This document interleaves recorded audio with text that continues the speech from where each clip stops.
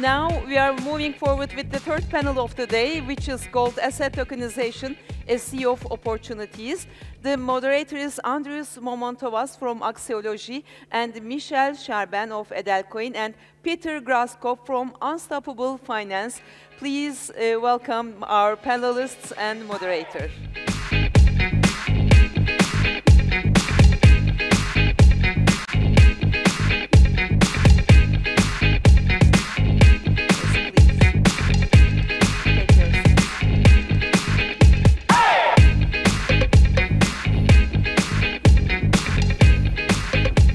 Mr. Andrius Momontovas, you may take the lead after the coffee break. It's your time for speaking. Yes, please go on. Thank you. Do you read me? I like the topic very much, actually. I am a sailor by my hobby. I'm a lawyer by profession. And I have a pleasure to be today here with you, with this lovely gentleman, and to take you through, actually, the sea with a little bit of swings. And the sea will consist of tokens and opportunities that tokens give to us today. So in the conferences, there are really sometimes fintech conferences, a lot of people that really deep dive into the topics. And I was asked actually by the organizers maybe to bring you a little bit down to earth and just discuss some basics and then continue this journey to where it actually takes us. So when we talk about tokens, we actually have to take into account that we are talking about Web3, which is different from Web1, that could stand as simple Google search, which is different from Web2, where actually it's similar to Facebook. But these two kind of webs and internets, they are controlled by some other authority, not by us. And Web3 gives actually to us a chance to democratize internet and to participate for all of us in it actually with equal rights, to be sovereign, to make records that are immutable, which means that they are not subject to change, and to communicate peer-to-peer without any intermediaries or less intermediaries. So for that actually we need a technology, and technology is there. It is a blockchain. For a long time, it sounded to me as a really mystique thing until European Union actually legalized it and made a distributed ledger regime in it. So now actually it's valid. Now we three lawyers, two of us with degree and one is a self-trained, as he said, we will try to dive into that. And actually for blockchain to run, we obviously need some tool, which is a token. And token, it can be like a coin in a casino or in our ordinary language, but actually it represents a digital asset. A digital asset that is created online in a similar environment like Matrix movie, where we can actually transpose our physical things and newly created things and make it actually as a separate world for all of us. So with this short intro, I would like actually now to turn to my colleagues, Peter on the right and Michel also on the right. So maybe guys, you could take us into this world and tell you what do you do there? What are your projects? What are your backgrounds? And how do you feel in that digital world? Pleasure to start. My name is Michel Charbin. I'm from Edelcoin. I have, as my colleague, a legal background. I started my early career in the investment branch from the classical funds, international funds, and then we dived into the sphere of software developments based out of Switzerland. We had done many lovely products before the buzzword AI was in the market. We have our Swisscast search engine, we have Teleguard, our alternative messenger. But then we saw we have a need for stability in the crypto market, and that's why we said we need to do an asset-backed payment token. And this is how we are classified in Switzerland. We are an asset-backed payment token. We have underlying assets, which are precious and base metals, pre-existing the mint. So actually, if you buy a token, you become a co-owner of the underlying metals, and not compared to, let's say, a different marketing term for us is a stable coin, stable token. Our assets are not invested because we cannot invest because it's not our assets. the token holder owns the asset, not like compared to different where you buy something with $1 and the dollar is invested. So this is what we wanted to give to the market, to have really a stable asset in the market for retail, soon also for institutionals, to give them, yeah, a buffer and potentially a mechanism of hedging, as we heard before in the panel with Evgeny, even potentially hedge Forex. Okay, so what does it really mean in life? Could you explain in this human language? Where does this metal stand? Where is it stored? How the people that get the coin can feel secure about it? You have in Switzerland, in my opinion, one of the very and most stable environment in the cryptosphere. It was an early adoption crypto valley where you have significant regulations, significant improvement of regulations. Also, we're facing this now step by step all over the world, especially also now in Europe with MiCA and all the other regulations. So to have a regulated environment in Switzerland is the first approach to give the user more confidence and more trust. On the other hand, we are an SRO, which is a self-regulatory organization. So we have to apply to the Swiss regulation in full. We have compliance checks, compliance audits. We have to comply to all the regulation standards in Switzerland and to the international regulations as well for any money laundering, and et cetera, et cetera. And in terms of the assets, they are stored 100% physical in a Swiss high security vault.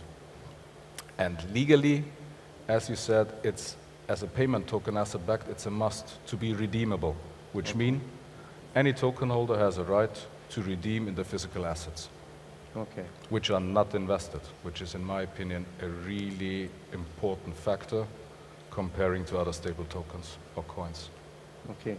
Thank you, Michael, for guiding us. Really pleasure. What about you, Peter?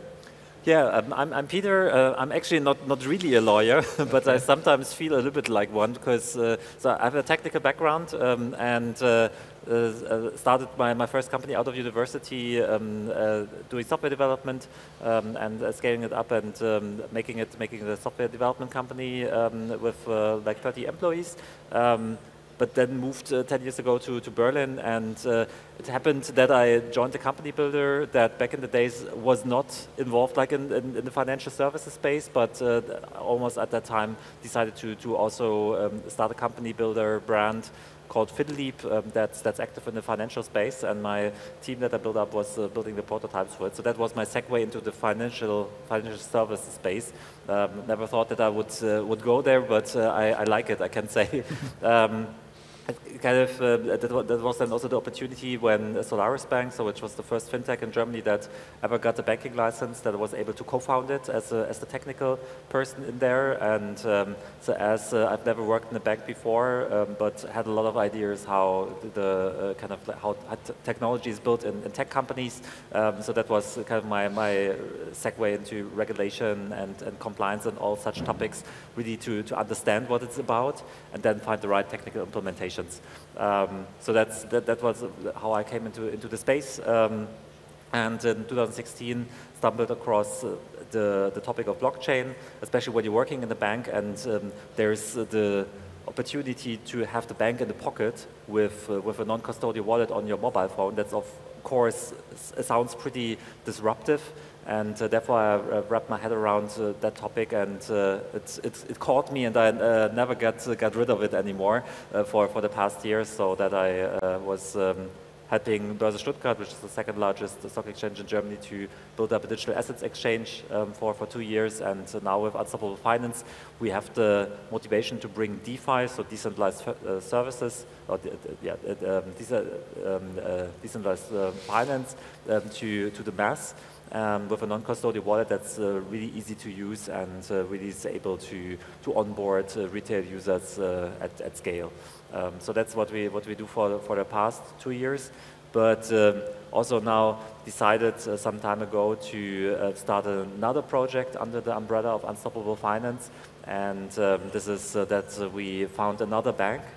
So for me, it's now then the second time to found a bank, and this time it's focused on building a bank which is running on-chain. So which means, so if you look at stable coins and such assets, usually you have a bank account somewhere, and you have e-money as a regulatory construct, and then the stablecoin token somehow is like a digital twin of the money which is on the bank account, right? So you have a bearer instrument that you can send between individuals, and this acts as a means of payments, which is great.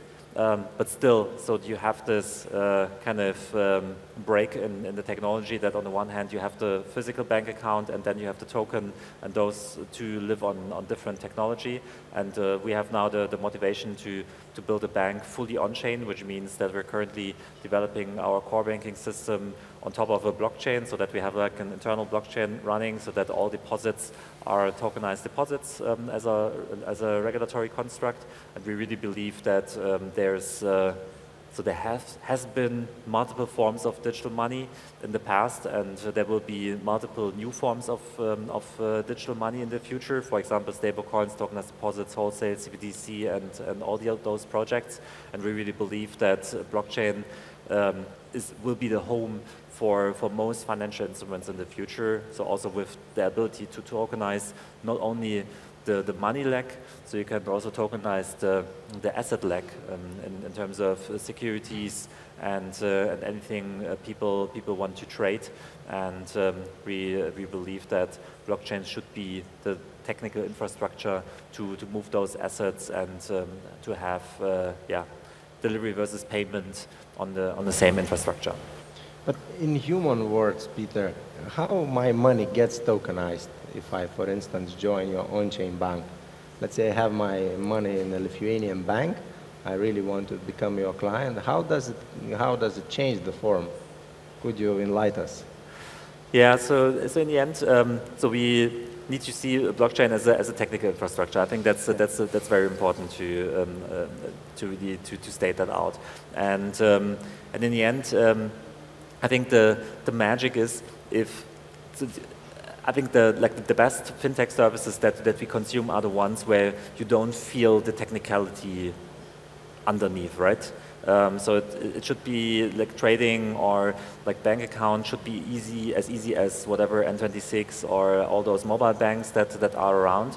And so I believe that so if tokenization and blockchain infrastructure is done right, then people should not feel the technicality about it, because so when it's about, for example, having a non-custodial wallet, having a private key, and all these things, I think people should not wrap their head around all those topics. So that should be really easy, and that's also what we're striving for, so that customers, and in our cases will be business customers, mainly for the blockchain service companies that are regulated under the MiCA regime. And so these companies should get a bank account that they can simply use for their purposes. Okay, that's the one hand. But also when it's about integrations, for example, when stablecoins are using our bank as the reserve bank, then they can technically integrate through an API that's provided in form of a chain. And especially when stablecoin issuers are building their product, it's built on blockchain anyways. So we suspect that these people really are familiar how to integrate with blockchains and how to use them the right way. And therefore we believe, especially for those companies, the technical APIs that we're going to provide, just by delivering them a chain and they can directly interact with the chain, is really the right way of building their products as well. Okay, thank you very much, Peter. Michael, we've seen actually now Peter explaining this technical aspects, but we know that actually in let's say history of tokenization that we have, there are good guys and bad guys. What's your take on that actually? Is it possible to balance this, let's say, bad actors with the help of technology? On the one hand, let's say let's go one step back. It's always now the discussion of the bad actors and the history which happened recently in the last years in the cryptosphere. but this spotted view only on crypto, I think it's a time of improvement and of evolution in the cryptosphere, but nobody watches now, let's say, the real estate, Evergrande. It's multiple more than whatever happened now in the cryptosphere. Or now we have a look at Austria, Signa. It's also in the real estate sector. The banking sector is full in the history of all bad actors. So we have to have cooperation now with the government, with the tech providers, and work together to make it more compliant, more safe, and more easy adaptable to all the companies. Why, for example, big companies are now starting to cooperate together? Because you can't now be a standalone service anymore.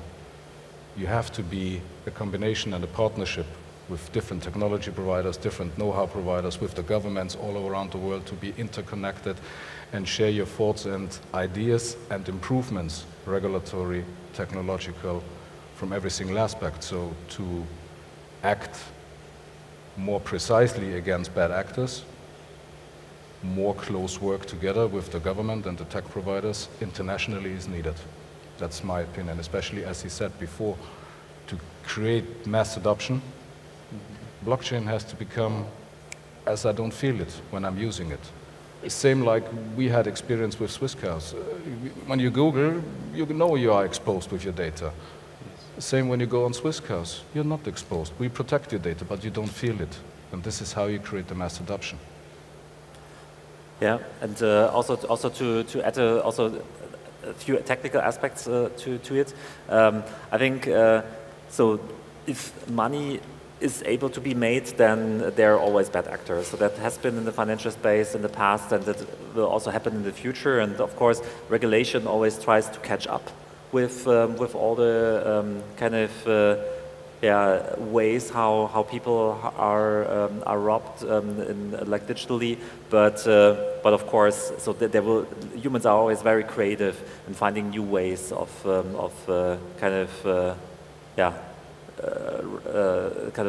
robbing other people.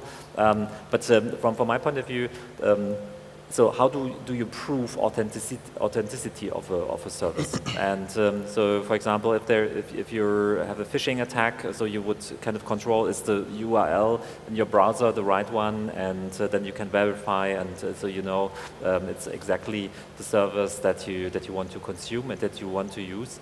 And in the end, you can also use digital certificates for this. And so when private PKI, so private key infrastructure, was introduced in the 70s, there's of course the ability to encrypt something, so with your key, but there's also the ability to make a digital signature on something, which is also used when signing, for example, a blockchain transaction.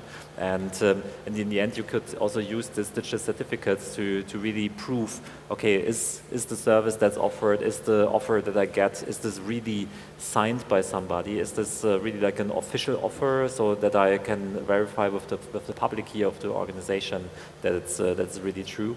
And I think these principles have to be applied much more in the future. And then also, so we were, so when I arrived, we were chatting a little bit also about the ability of blockchain infrastructure to automate stuff. Because, so I'm from Germany, and the biggest financial scandal was the Wirecard scandal that happened a few years back. And how I always introduced, it's like the scandal was not made by machines, right? So there were people, there were criminals, and they wanted to do fraud and to manipulate, and they in the end achieved to do so. But if you imagine you have financial services running in form of a software program, yeah. So the machine would always execute if you tell, like, if whatever it's above 0, then do this. If it's equals to 0, then do that. And if it's smaller than 0, then do something else. Kind of the machine always does it the right way. And I think if we apply these ideas of automating a lot, of having auditability, public auditability, and open data, I think we can definitely develop much more fraud-resistant financial services in the future.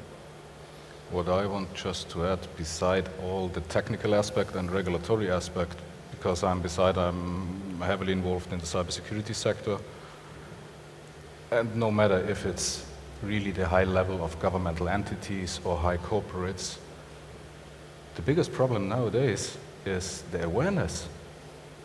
People are simply not aware of, and even if they are highly trained, a single mistake can cause a huge damage. So the most important is, beside trusting in the tech, beside trusting in the regulation, you have to get and train the people to make them aware of what's a threat, what can happen, how they tackle me. You even have to do like some sort of pen testing, some sort of training with the people. And this comes from the small, medium size to the private and even to the big corporates, to the governmental side. And this I've faced a lot. It's awareness. Be aware of all the threats and train yourself and research about what is happening out there. If you rely only on the tech and the regulation, then things happen. Okay. As it happens. Thank you. Thank you for making this visible, Michael. But you named so many things, actually. You have to train, you have to be aware, you have to know this and that and that. Do you think it is possible for one entity, actually, to basically take care of it? I'm just thinking, finance industry is very big now. It's very centralized. Like banks, they have all their teams, you know, on basically any question. But how do you see actually the sea of opportunities developing, and do you see the room for actually different industry players to cooperate, or you still think that it will be like, you know, one organization that will have everything under its umbrella? This was basically the idea I mentioned before, that because of we are now fast developing, either in tech, in regulation. We have still huge competition between different countries on attracting business, regulatory framework. So at the end of the day, you have to cooperate, because you have big corporations who have the old-grown systems, so they're not that flexible to adapt to new technology. They sometimes even have, let's say, the fast process for easy approval and to develop really specialized developer teams. So you have smaller companies who really have a specific niche focus on that, and this a big corporation can't do in that, let's say, significant speed of time which is needed. Actually, what we see now, let's say, in the developments of AI. The AI buzzword, I mean, AI is not here for, let's say, 2 years now. When the buzzword came up, AI is here for more than 50, 60 years. But now it reached up, people got aware of it.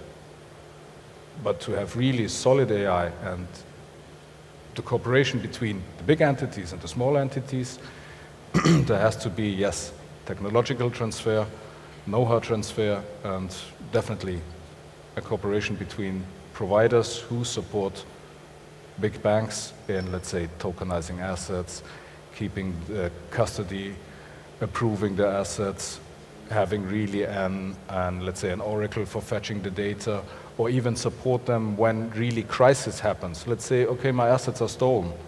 We need experts to basically track and trace, where are my assets? Can it be fetched back again? Yes, there are many companies who are really focusing now to help companies who, let's say, are victim of a fraud or even blackmailing. So sectors will establish, and one entity will never succeed now, in my opinion, because there's so broad expertise they have to bring in. It's not manageable at all, and better to have really focused, dedicated teams who really focus on their specific domain industry and use the tech and the know-how they have in every single aspect. And this we see in the market. We see a lot of collaborations internationally, either through big corporates, small corporates. It's about now to really growing together and grow the tech, grow security in every single aspect. Okay. Yeah, also, when talking about security, I personally believe that if you're depending on one big corporation or one solution, one infrastructure, that this makes you attackable, right? So when the internet was invented, so its core ideas and of its decentralization was to be kind of resistant against, for example, a nuclear strike that could happen, so that you have multiple servers and kind of the messages are routed through different servers, and so that kind of the information always finds its path from kind of the sender to the recipient.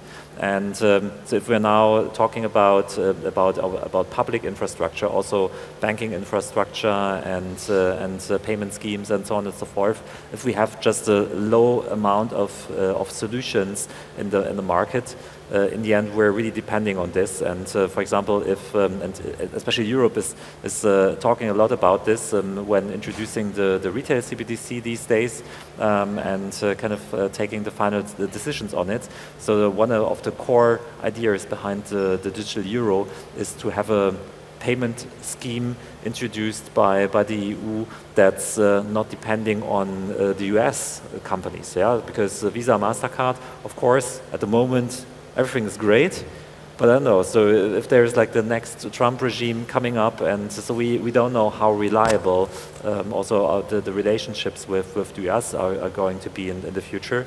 And therefore, I think decentralization is a little bit also like a piece of zeitgeist of these days. So that so we have to build infrastructure that doesn't make us rely on others, and especially which is as flexible that kind of everyone can build on top of this and kind of use this as like the highway for the next generation of the internet.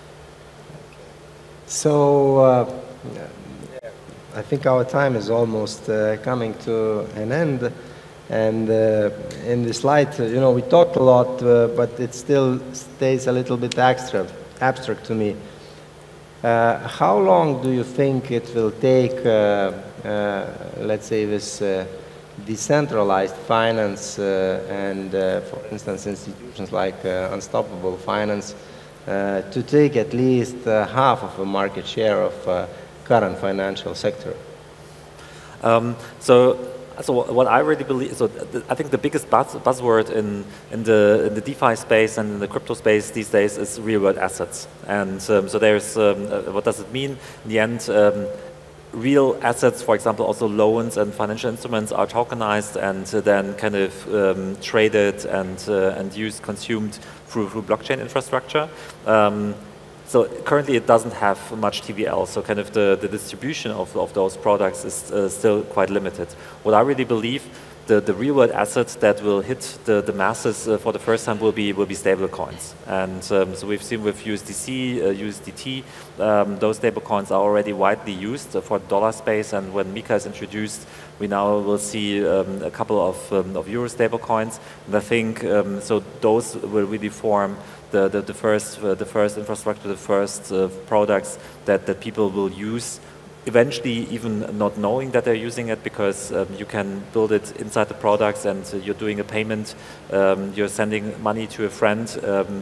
Well, I think even today nobody knows what regulatory construct is behind it. Is it e-money? Is it whatever CRR? Is it like a banking license behind? I think people don't care, and yeah. So therefore, I think we will first see the adoption of digital money on-chain with stablecoins and tokenized deposits, so what we build. And then it will take probably another 5 years that also the asset leg is going to be tokenized. And in Germany we have already the first iteration for digital securities law. In Liechtenstein, Switzerland, for example, they're already further progressed, but I think we will see a lot of acceleration on those topics as well. And I think if the money side and the asset side is tokenized, I think then there is no reason why not to use a blockchain for settling those. So what is the horizon in terms of years? What do you think?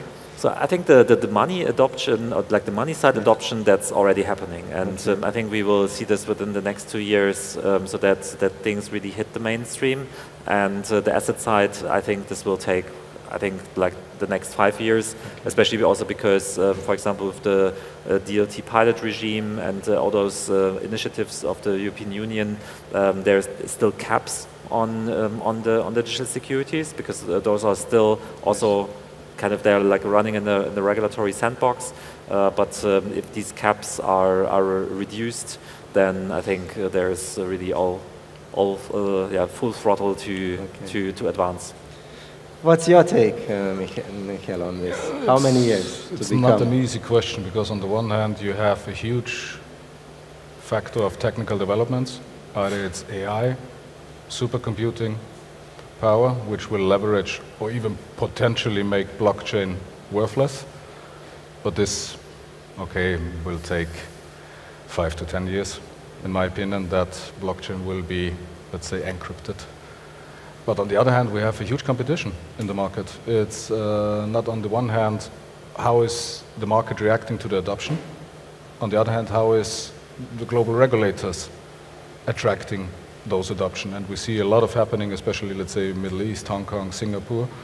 They are fast moving, especially Switzerland. Yes, Europe is taking steps with MiCA, but still lagging behind, even in technological developments. Middle East are attracting a lot of know-how from either tech or human know-how. So also the aspect of tokenizing assets, yes, this is why we did it, because tokenizing assets gives a way more security to the user, but also it creates a more easy and trackable, traceable means of investing. For an example, I'm also involved in a project which is called Kukicha. We do advanced air mobility. It's basically drone infrastructure. It's a blue ocean market. But at the end of the day, we use, in the future, blockchain technology to tokenize the infrastructure. And this is also on the scope for international organizations to create a broader investment sphere and a more secure investment sphere for different infrastructure projects. So tokenizing definitely. And on money, as Peter already said, it's not when it will come, we're already in. Okay. Thank you very much, gentlemen, for this fruitful discussion. I see that our time is a little bit up. So I invite everyone to applaud the gentlemen here in the panel. And thank you for being here with us. Thank you. Thank you. Thank you. Please give a big applause to our panelists and our moderator for their sharing their valuable ideas with us. Thank you so much. Mr. Andrius Mamontovas, Peter Groskop, and Michel Charbin, we would like to thank you so much once again. Yes, with a photo at the end of the panel will be very nice. Thank you so much.